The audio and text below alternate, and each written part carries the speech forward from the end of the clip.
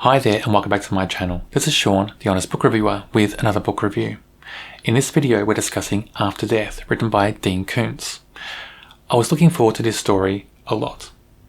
Dean Koontz has been one of my favourite authors over the last, many decades basically, and he's had some good books in the last few years, also some bad books, but it's those good books that always encourage me to read his new books, because I just think he's always got the chance to write a great book. Because he's a good writer. He writes very well in his books, and he has some good concepts in his story. And in this story, there are some great concepts and great ideas, but it's the execution of this story that just falls flat for me. And that was so disappointing, because this whole idea of the story just sounds so great. There's so much going on for this book. It could have been brilliant, but it's not. The idea of this book excited me in just so many ways. It's a great concept. So the main character, Michael Mace, he works in a secret lab, and they're working with some sort of microbacteria or something. And this microbacteria, they're not sure exactly all the things it can do, but they're trying to work out what it can do, and they think it can change the human body in certain ways at a micro level. Anyway, there's a lab accident and everybody dies, but Michael Mace comes back to life. Hence the title being called After Death. But when he comes back to life, he comes back with a certain power, almost a superpower. And it's very exciting because it's so sci-fi, but you can imagine in the future it being possible. He comes back as the first person who's synchronous with technology. And that's just really exciting for me. And I thought, a great concept. I thought this book is going to be amazing, because that whole idea of this person being able to link with technology is just thrilling in my view. It's because he realizes so quickly that he's the first synchronous human with technology. He's on the run, so he vanishes, and he's got this government agency called the ISA after him. Now, it's not the first book by Dean Koontz where we've had the ISA. It's popped up at least once or twice, I think, in other stories. And when they do pop up, they're very sinister, very shadowy, they're dangerous, you don't know what they're capable of. But in this book, they're trying to hunt down Michael because they want to take him to a lab and experiment on him. Work out how this has happened and can they make it happen again. That's not all that's going on in this story. So Michael Mace's best friend died in this lab accident. And his best friend had a crush on a woman. And this woman has a son. But the best friend had never asked the lady out on a date. They weren't involved at all. But for some reason, Michael Mace thinks he has to save this woman and her son. Why does he have to save them? Because the son's father is a high-level member in a street gang or something, and they're worried that his father wants to basically kidnap him and force him into the gang life. So the woman wants to get away. Michael has a means of helping her get away, and so he wants to rescue her and her son. It's a very, very weak link, I think, for doing that. I mean, why would Michael as a character risk his life for that? I'm not sure. It's kind of a weak reason. And this whole storyline with the gang members chasing the woman and her son, and then Michael coming and being involved in all that action. There are things in there that feel very odd in the story, very weak. It feels like it's almost another story tacked on to this story. This whole book, in a way, feels like 3 or 4 different stories just tacked on together to try to make one big novel, and I'm not sure why. Let's just take away some components that don't work, make it a novella maybe, because Dean Koontz has written novellas before and they're being good, but I just think this whole storyline with the gang members chasing this woman and her son, yes, there are some parts that are exciting, some parts that are thrilling, but overall, what does it have to do with Michael and his superpower that he's got? You know, this superpower that's so sci-fi and so thrilling, and then just push this into this other storyline that's all about a chase, run for your life kind of sequence going on in the story, and it's not really involving Michael and his power at all. It's involving this street gang, so it just feels odd to me. But then we have this secret assassin who's hired by the ISA to track down Michael, and the secret assassin has been asked not to kill him, but he wants to kill him for his own reasons. That's thrilling in a way in this story, and at least it's linked to Michael and his superpower. I won't tell you why it's linked to his superpower, because the assassin thinks about Michael in a certain way because of that, but at least it's linked to that in some way, and it makes sense in the story. What I don't like about the assassin is how he's constructed in the story.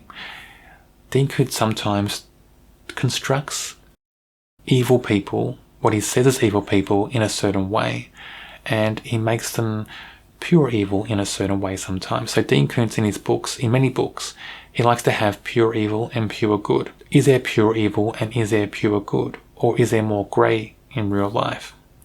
I think this whole concept of pure evil and pure good, while it works sometimes, and yes, there are some people in life that just feel like they're pure evil. Of course there is. But sometimes in his books, he goes to that extreme, and it just feels like there's no room for shift in any direction, even minor shifts. It just feels like there's no compromise in these minds of these characters. They're either pure evil or pure good, and there can't be anything else any moment in the book. So basically, the plot goes from this thrilling idea that could be so sci-fi and so exciting into the following. Michael has to evade this ISA assassin and the ISA in general and the police in general. Michael has to save this woman that his best friend had a crush on and her son from a street gang. And then they have to live happily ever after. That's the whole concept the plot comes down to. So Dean Koontz has taken this great idea about this guy that's synchronous with technology, and that could have been done so well. There's so many things you could do with that. And he's basically just created a standard thriller in a way that could have been anything basically, and Michael could have been any guy in the world instead of this, this creation, this synchronous creation between humanity and technology. I think it's a huge miss. I think for something that had a fantastic concept and idea, where the idea, that story could have gone in any direction and been really thrilling and more sci-fi oriented, this is just a bit of a mess, I think. And I think it's an example where Dean Koontz is not in the best of his game. And when you read stories like this from Dean Koontz, sometimes it makes you wonder, do I want to read the next book? But I will, of course, because I know Dean Koontz can write well, and so I always think the next book is going to be great. So Michael, our main character. It's such a shame that we have this character that has this great origin story basically and becomes almost a superhero in a way. Has this great sci-fi twist for him in the book, and just to inject him then into a stock standard thriller. That just feels very odd for me. So of course there's moments where he uses this new superpower he has to help people, but Koontz has kind of made this character as pure good, not just now in the story, but in the past as well. And we get a bit of history about him, and we get a bit of history of why he may be such a good person. But I just think having this pure good character just leaves no room for shift in any direction, even minor shifts. So as a whole construct, he almost feels one-dimensional in certain ways in this story. But I think the biggest thing about this character, the biggest disappointment, is just the fact that the way the plot is constructed, the way this character is used in the plot. Because it's a plot that doesn't really revolve around this sci-fi element. So this whole thing about him, the whole thing that makes him now, and makes him different now, is just not explored to the degree I think it could have been. And it's not given that same emphasis in the story, because much of the story becomes this run for your life thing with this woman he's trying to rescue from this gang, this street gang, and that injects Michael into the story in a different way, and it makes the reader think of him as a different way as well. So in those moments, he's more an action hero rather than a sci-fi kind of character. So Caliphus, who's the assassin in the story, this sinister assassin who's trying to kill Michael when he's told not to kill him, he wants to kill him anyway. He's not given enough space in the story. We have chapters with him, of course, but when we have Caliphus in the book, most of the emphasis is about his past rather than the present. So with a character like this that's so evil, I want to see him in the present day. I want to see what he's doing in the present day storyline rather than his past. I don't mind having a bit about his past to get a fully formed character, but he feels so pure evil that sometimes it feels one-dimensional because of that. And also with other characters going on in the story, other bad actors being the street gang, they take away most of the storyline from Caliphus, I think. So it feels like the big baddie, Caliphus is the big baddie in this book. It feels like he's not given enough space in the story, and instead he becomes the small baddie because other bad actors have more space in the story. This is definitely not the best Koontz book out there. There are much better books. Even in the last 5 or 6 years, Koontz has written much better books than this. And that's the reason why I keep reading his books, because I know he's capable of writing great books. So I hope the next book of his that is published is much better than this. I rate this a 2 out of 5. I think for a great sci-fi concept, the ideas in this story are so good, but it's a big failure to not base the book around those ideas, basically.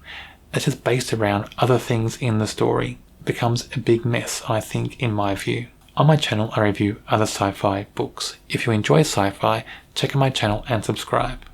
On the screen now is a link to a video from another book I'm sure you'll enjoy.